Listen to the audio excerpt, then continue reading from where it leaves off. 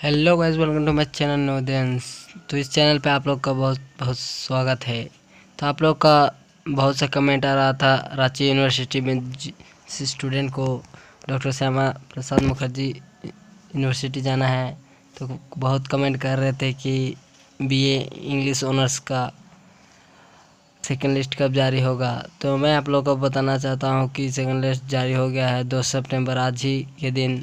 और आप लोग का एडमिशन ओपन भी हो गया है, तो आप लोग ऑफलाइन भी जाके डॉक्यूमेंट सबमिट कर सकते हैं।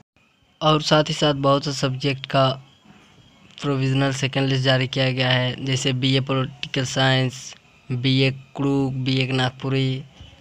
और साथ ही साथ आपको क्या क्या डॉक्यूमेंट ज़रूरी है वो तो पहले ही वीडियो में डिस्कस कर चुके हैं। तो ये बात करते हैं कि क्या लिखा हुआ नोटिस पे। तो आप देख सकते हैं कि नोटिस में साफ साफ लिखा हुआ है admission open English literature and language का।